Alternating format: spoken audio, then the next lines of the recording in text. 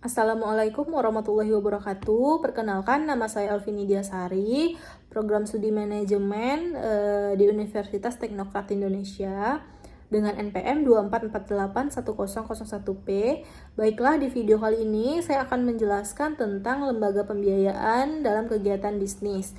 Lembaga pembiayaan ini diatur dalam Keputusan Presiden Nomor 61 Tahun 1988 Tahun 20 Desember tahun 1988 dan dijabarkan lebih lanjut dengan Keputusan Menteri Keuangan Nomor 1251 KMK 013 tahun 1988, di mana menurut pasal 1 ayat 2 Keputusan Presiden Nomor 61 Tahun 1988, lembaga pembiayaan adalah badan usaha yang melakukan kegiatan pembiayaan dalam bentuk penyediaan dana atau barang modal dengan tidak menarik dana secara langsung dari masyarakat. Lembaga pembiayaan itu terdiri dari, pertama ada leasing, yang kedua ada factoring, yang ketiga ada modal ventura, yang keempat ada pembiayaan konsumen, dan yang kelima ada kartu kredit. Leasing atau sewa guna usaha ini menurut Keputusan Menteri Keuangan Nomor 1169 KMK 01 tahun 91 tanggal 21 November 1991 tentang kegiatan sewa guna usaha, di mana sewa guna usaha adalah kegiatan pembiayaan dalam bentuk penyediaan barang modal baik secara guna usaha dengan hak opsi, finance lease, maupun sewa guna usaha tanpa hak opsi atau operating lease untuk digunakan oleh lease selama jangka waktu tertentu berdasarkan pembayaran secara berkala. Yang pertama itu ada leasing. Dalam setiap transaksi leasing ini di dalamnya selalu melibatkan beberapa pihak, yaitu ada lessor. Yaitu lessor adalah perusahaan sewa guna usaha. Di dalam ini pihak yang memiliki hak kepemilikan atas barang. Selanjutnya ada lease, perusahaan atau pihak pemakai barang yang biasa memiliki hak opsi pada akhir perjanjian. Selanjutnya ada supplier, di mana supplier adalah pihak penjual barang yang disewa guna usahakan. Yang keempat ada perusahaan asuransi.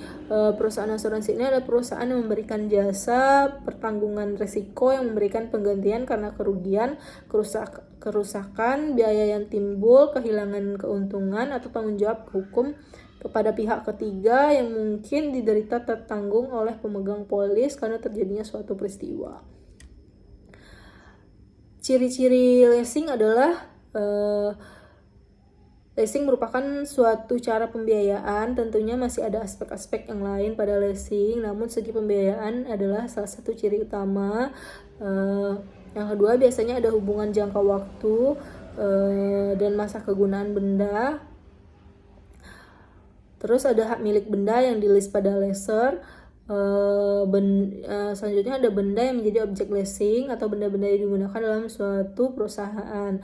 Pengertian benda-benda ini diperlukan untuk menjalankan perusahaan, jadi tidak sah jika dapat digunakan untuk berproduksi, akan tetapi bisa juga untuk komputer dan kendaraan bermotor.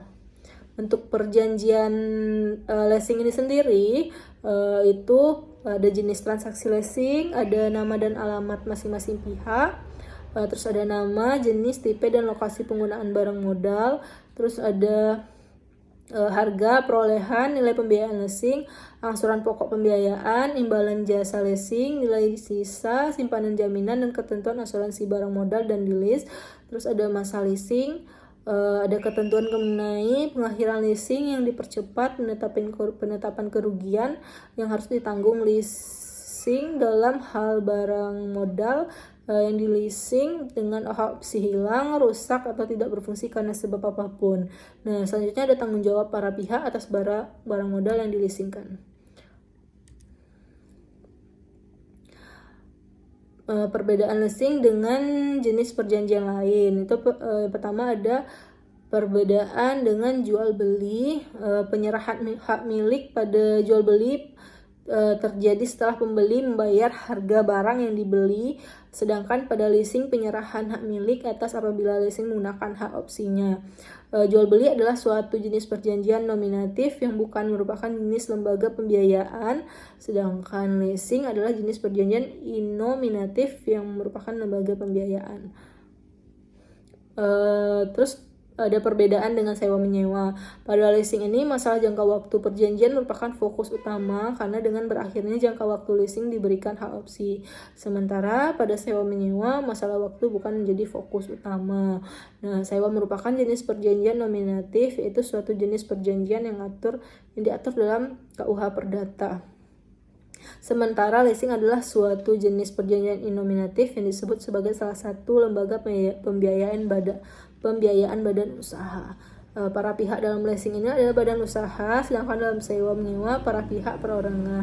Pada leasing biasanya dibutuhkan jaminan-jaminan tertentu, sedangkan pada sewa menyewa tidak diperlukan jaminan. Pada leasing ini disertai dengan hak opsi, sedangkan pada sewa menyewa hak opsi tidak diperlukan. Selanjutnya ada factoring adalah suatu transaksi keuangan sewaktu suatu perusahaan menjual piutangnya, misalnya tagihan, dengan memberikan suatu diskon. Adapun jasa-jasa yang dilakukan oleh perusahaan piutang ini adalah sebagai berikut, yaitu jasa pembiayaan, jasa non pembiayaan.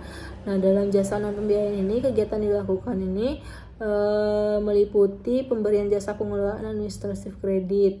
Biasanya kegiatan ini berupa seperti analisis kelayakan suatu kredit, melakukan administrasi kredit, terus ada pengawasan terhadap kredit termasuk pengendaliannya, ada perlindungan terhadap suatu risiko kredit. Manfaat anjak piutang ini, yang pertama bagi perusahaan anjak piutang itu sendiri memperoleh keuntungan berupa fee dan biaya administrasi. Sedangkan bagi kreditor atau klien itu mengurangi resiko kerugian dengan tertagihnya piutang. Yang ketiga itu bagi debitur itu memberikan motivasi kepada debitur untuk segera membayar secepatnya. Selanjutnya ada modal ventura. Modal ventura ini adalah investasi yang bentuknya pembiayaan penyertaan modal dengan menjadikan perusahaan swasta sebagai mitra maupun rekan bisnis dalam periode tertentu.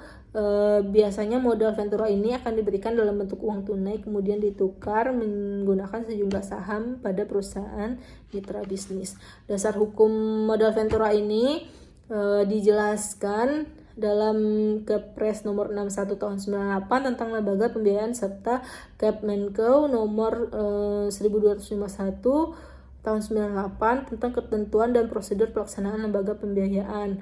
Adanya kedua peraturan ini merupakan awal sejarah dasar hukum adanya modal ventura di Indonesia. Perusahaan modal ventura ini melakukan penyertaan modal dan bersifat pembiayaan aktif. Maka perusahaan modal ventura harus mempertimbangkan untung ruginya dalam membiayai perusahaan pasangan usaha. Ada beberapa hal yang menjadi pertimbangan, yaitu mempelajari secara umum sifat bisnisnya, kondisi neraca dan keuangan serta rencana kerja dari perusahaan yang bersangkutan. Yang kedua ada bertemu dengan manajerial untuk berdiskusi langsung mengenai kinerja perusahaan. Yang ketiga ada mengkonfirmasi mengenai jenis usaha kepada seorang ahli di bidang industri yang bersangkutan. Yang keempat adalah menghitung apakah kinerja perusahaan di masa mendatang dapat memberikan tingkat pengembalian investasi yang wajar. Ciri-ciri modal ventura ini adalah pemberian bantuan tidak berupa modal tetapi hanya terlibat juga dalam perusahaan modal ventura. Yang kedua ada pemberian bantuan yang tidak dilakukan permanen paling tidak 5-10 tahun. Yang ketiga itu ada motif pemberian bantuan bersifat bisnis karena perusahaan modal ventura mengharapkan keuntungan. Yang keempat pemberian bantuan tanpa jaminan. Jenis-jenis modal ventura itu ada konvensional one, yaitu pinjaman ini bisa diberikan tanpa jaminan dan bisa pula disertai jaminan. Yang kedua ada conditional one, di mana perusahaan modal ventura ini turut menikmati laba bila proyek yang dibiayai untung. Namun jika mengalami kerugian, maka perusahaan modal ventura ini juga menanggung kerugian. Yang ketiga ada equity investment. di mana modal ventura yang menyertakan saham untuk mendukung kegiatan perusahaan yang baru berdiri, dan antar perusahaan modal ventura dengan PPU terjalin kerjasama di bidang manajemen. Pembiayaan konsumen adalah suatu lembaga dalam melakukan pembiayaan pengadaan barang untuk kebutuhan konsumen, dilakukan dengan sistem pembayaran secara angsuran atau berkala untuk perorangan. Nah, bila ada konsumen yang menghendaki barang-barang elektronik seperti TV, kulkas, tempat tidur dan lain, karena suatu dan banyak hal belum bisa membeli tunai, maka lembaga pembiayaan tersebut akan membantu konsumen untuk mendapatkan barang tersebut. Selanjutnya ada kartu kredit, di mana kartu kredit ini adalah badan usaha yang melakukan kegiatan pembiayaan untuk membeli barang dan jasa dengan menggunakan kartu kredit. Umumnya yang mendapatkan pembiayaan adalah konsumen atau masyarakat luas, di mana kartu kredit ini diterbitkan oleh bank secara umum dan digunakan sebagai pengganti uang tunai pada badan usaha yang telah melakukan kerjasama sebelumnya. Nah, pemberian kartu kredit ini tidak dilakukan sembarangan, melainkan hanya diberikan kepada seseorang yang memenuhi beberapa persyaratan. Di antaranya itu adalah bonafide atau dapat dipercaya, punya kekayaan, terus pemegang kartu kredit yang mana sangat diperlukan agar pemakaian kartu tidak melampaui jumlah jaminan deposit yang ada pada bank penerbit. Nah, demikian presentasi pada video kali ini. Semoga bermanfaat. Jika ada kekurangan dan kesalahan, saya mohon maaf. Wassalamualaikum warahmatullahi wabarakatuh.